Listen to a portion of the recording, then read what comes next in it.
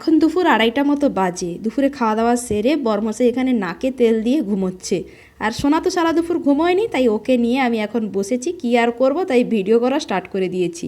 আর এই যে দিদিরাও এইমাত্র খেয়ে দিয়ে শুয়েছে, আর দিদির ছেলের একটু জ্বর ছিল, তাই থার্মোমিটার দিয়ে জ্বরটা চেক করছিল। তো চলো বাই দা ওয়ে, সবাই কেমন আছো বলো? আশা করছি সবাই অনেক অনেক ভালো আছো আর সুস্থ আছো। তো চলো আজকের ব্লগটা এখন থেকে স্টার্ট করছি। তো তোমরা পুরো ব্লগটা কন্টিনিউ দেখতে থাকো, আশা করছি তোমাদের অনেক অনেক ভালো লাগবে। এই তুই কি করছিস রে? কি করছিস? তুমি দাড়ি পাল্লা দিয়ে কি করছো? এই যে দেখো, এটা একটা দাড়ি পাল্লা। হ্যাঁ, দাড়ি পাল্লা দিয়ে কি মাপছো বাবা?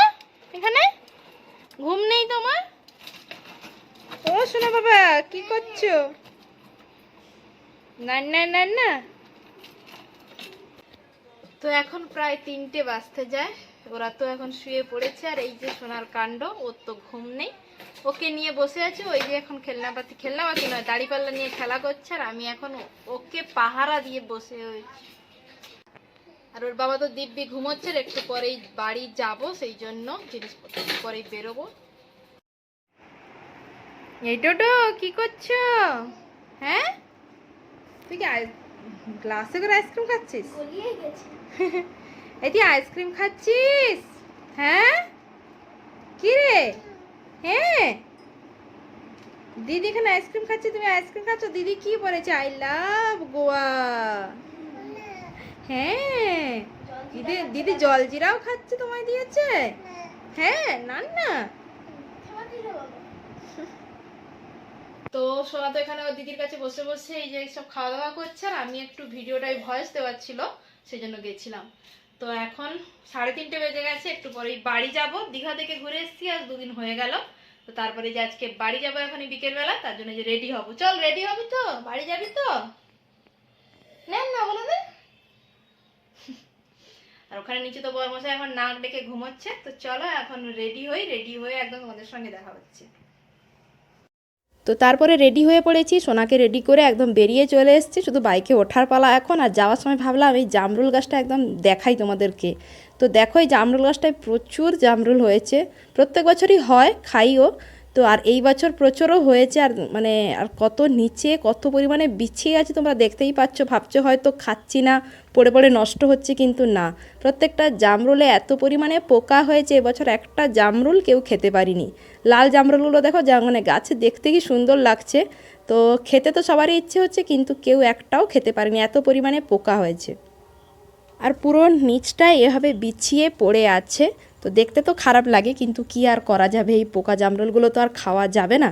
তো চলো তোমাদেরকে একটা ভেঙে দেখাই। এই নিচে দেখো এত বড় একটা জামরুল পড়েছিল, ওটাই তুলে তোমাদের দেখালাম। প্রথমেই বোঝাই যাচ্ছে না, কিন্তু তারপরে তোমাদের ভালো করে দেখাচ্ছি। দেখো ভেতরে কিন্তু পোকা রয়েছে, ওই যে দেখো পোকা পুরো বিজবিজ করছে। এটা কোকিল না কি ভালুক ডাকেটা বোঝা যায়নি। এ কি কোকিল? কু এবার কোকিল, কোকিল ডাকছে আমাদের। আর কু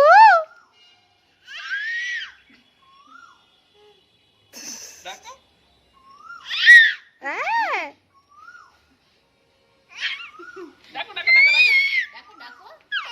ওই যে ওই যে ওই যে ওই কোকিল, ওই কোকিল দেখো। জুম হবে না এত ভালো। কোথায় কোকিলটা? ও আচ্ছা আচ্ছা, এবার দেখা যাচ্ছে কোকিল কু। এদিকে দেখো, সোনাকে তো রেডি করিয়ে দিয়েছি, সোয়েটার টুপি সব পরিয়ে দিয়েছি। তো তোমরা ভাবতেই পারো এই গরমে সোয়েটার টুপি। তো এই ভিডিওটা মানে এখনকার নয়, ওই প্রায় 1 সপ্তাহ 8 দিন আগের ভিডিও। তখন একটু হালকা হালকা ঠান্ডা ভাব নয় যদিও, মানে যেহেতু বিকেলের দিকে যাচ্ছি, বাইকে ঠান্ডা লাগবে হাওয়াটা। তো আর দীঘা থেকে ঘুরেও এসেছি 2 দিন হলো, তো ঠান্ডা লাগবে, ওই জন্য সোয়েটার টুপিটা পরিয়ে দিয়েছিলাম। তারপরে যে চলে এসেছি একদম বাড়ি। তো এসে তো সোনা তো বাইকেই ঘুমিয়ে গেছিলো, তাই ওকে একদম শুয়ে দিয়েছি, আর ওঠাইনি। আর এদিকে বরমশাই আমার একটা স্ট্যান্ডের লাইট ফিট করছিল, তো ওটা কিনে এনেছে, ওটাই বসে বসে এখন ফিট করছিল। আর যেহেতু সোনা সারা দুপুর ঘুমোয়নি, আমাকে তো জ্বালিয়েছে। আর এখন দেখো দিব্যি নিজে নাকে সরষে তেল দিয়ে সোনা এখন ঘুমোচ্ছিল। তারপরে ওই এখন ওই 8টা মতো বাজে, বর্মশাই গেছিলো ওই যে আড্ডা মারতে, তখন বাড়ির দিকে এসছে। তো এসে আবার চলে যাবে বলছিল, আর 2 দিন পরে ও চলে যাবে ওর ডিউটিতে, ওর ছুটি শেষ। তো বললাম জিনিসগুলো গুছিয়ে নাও, ও তো কিছুতেই গোছাবে না, বললো থাক আজ থেকে গুছিয়ে নিলে মন খারাপ হবে, একদম যাওয়ার দিন সকালে গোছাবো। কিন্তু আমি সমস্ত জিনিসপত্র ধুয়ে এই যে ভাঁজ করে রেখেছি, সাইডে সব পড়েছিল।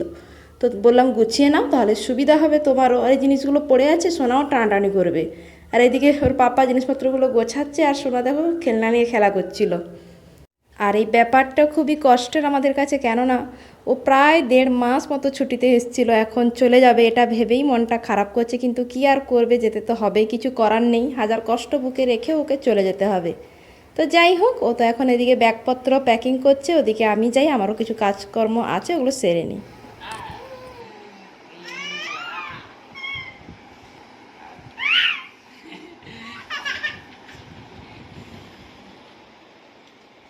আলে বলে আলে বলে আলে বলে আলে বলে কামড়ে দিচ্ছে আবার, আলে বলে কামড়ে দিচ্ছে, আলে বলে কামড়ে দিচ্ছে বাবা।